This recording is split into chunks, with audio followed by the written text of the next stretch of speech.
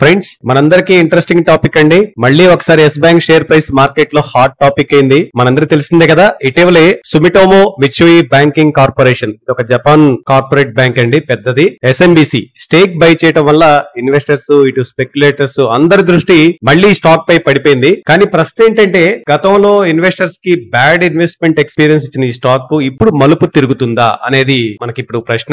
2024 ఫిబ్రవరిలో 30 rupees peak చేసిన ఈ షేరు 2025 మేలో 16 రూపీస్ పడిపోయిందండి. అంటే కేవలం 15 నెలల్లో దాదాపు 50% కరెక్షన్ జరిగిందండి. నిజానికి ఇది చాలా మనకు డిసప్పాయింట్మెంట్ చేసే విషయం. ఎస్ బ్యాంక్ మన ఓపికని టెస్ట్ చేస్తుందని చెప్పుకోవచ్చండి. Hello friends, welcome back to our channel GK. అందరికీ నమస్కారం అండి. ఎస్ బ్యాంక్ లో ఎస్ఎంబిసి స్టేక్ బై ఒక బిగ్ పాజిటివ్ డెవలప్మెంట్ గా మనం చెప్పుకోవచ్చండి. ఆర్బీఐ ఎస్ఎంబిసి ఎక్విజిషన్ కి గ్రీన్ సిగ్నల్ ఇచ్చింది. అయితే గరిష్టంగా 24.99% స్టేక్ మాత్రమే తీసుకోవచ్చని చెప్పేసి కట్ పెట్టింది. మే 2025 లో ఆల్రెడీ ఎస్ఎంబిసి 20% స్టేక్ 21 రూపీస్ 50 పైసా పర్ షేర్ వద్ద 134.8 బిలియన్ కు కొనుగోలు చేయడానికి ఒప్పందం కుదుర్చుకుందండి. ఎస్బీఐ జూన్ 2025 నాటికి ఎస్బీఐ దగ్గర 23.96% ఈక్విటీ హోల్డింగ్ ఉంది. ఇందులో 13.19% స్టేక్ ను 88.9 బిలియన్ కు విక్రయించబోతుంది. దీంతో పాటు axis, Bandhan, federal bank, HDFC, ICICI, IDFC first, Kotak Mahindra ఇవన్నీ కలిపి 6.81% స్టేక్ ను 45.9 బిలియన్ కు విక్రయించబోతున్నారు. ఆర్బీఐ నుండి అయితే డీల్ కి అప్రూవల్ క్లియర్ గా వచ్చిందండి. కానీ ఆర్బీఐ చాలా స్పష్టంగా చెప్పింది, ఎస్ఎంబిసి ని ప్రమోటర్ గా ట్రీట్ చేయరు. అప్రూవల్ వ్యాలిడిటీ అయితే 1 ఇయర్, అంటే ఆగస్టు 2025 నుండి ఆగస్టు 2026 లోపు ఈ డీల్ పూర్తి చేసుకోవాలన్నమాట.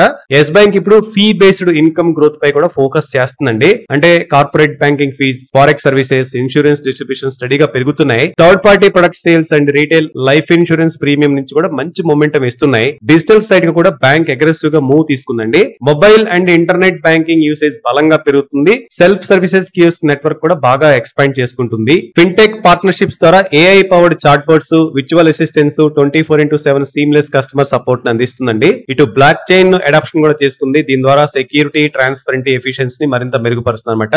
అయితే ఎస్ బ్యాంక్ లో ఇంకా ఛాలెంజెస్ కొనసాగుతున్నాయండి. ఫండమెంటల్ గా పూర్తిగా రికవరీగా లేదు. ఫండమెంటల్ గా చాలా కొంచెం ఇంకా డల్ గా కనపడుతుంది. ఎన్పిఏ లెవెల్స్ మాత్రం ప్రస్తుతం మేనేజబుల్ లెవెల్ గా ఉన్నప్పటికీ లాస్ట్ క్రైసిస్ ప్రభావం ఇంకా స్టాక్ మీద హెవీగా ఉందండి. సెంటిమెంట్ ఇంకా బాలేదు స్టాక్ లో. డిపాజిట్ గ్రోత్ FY25 లో కేవలం 6.8% మాత్రమే. నెట్ ఇంట్రెస్ట్ మార్జిన్ FY24 లో 2.5% ఉంటే FY25 కి 2.7%. అవును, కరెక్ట్. బట్ ఇది ఇంప్రూవ్మెంట్ చాలా చిన్నదండి. ఇటు రిటర్న్స్ వైజ్ గా చూసినా కూడా return on equity 5.46%, ROA 0.58%. Slight improvement అయితే ఉంది, కానీ పీర్స్ తో కంపేర్ చేస్తే ఇది చాలా తక్కువనే చెప్పుకోవచ్చు. కాబట్టి ఇన్వెస్టర్స్ ఇది ఒక crucial check point, due diligence చేయడం తప్పనిసరి. ఎస్ బ్యాంక్ ప్రస్తుతం భారతదేశంలో 6th లార్జెస్ట్ ప్రైవేట్ బ్యాంక్ గా ఉందండి. And retail, MSME, corporate clients కి సర్వీస్ ఇస్తుంది. 1198 బ్రాంచెస్, 1345 ATMs, 300 డిస్ట్రిక్ట్స్ లో డిస్ట్రిబ్యూషన్ నెట్వర్క్ అయితే సాలిడ్ గా ఉంది. అదేవిధంగా Yes Securities, Yes Asset Management Limited, Yes Trustee Limited కి సబ్సిడరీస్ కూడా ఉన్నాయండి. ఫ్రెండ్స్, ఎస్ఎంబిసి ఎంట్రీతో ఎస్ బ్యాంక్ కి కాన్ఫిడెన్స్ బూస్ట్ వచ్చినప్పటికీ ఫండమెంటల్స్ ఇంకా పూర్తి స్థాయిలో బౌన్స్ బ్యాక్ కాలేదు.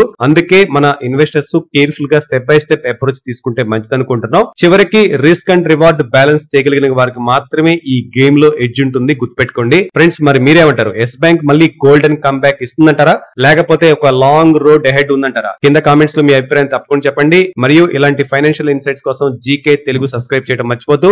Thank you so much for watching. జై హింద్.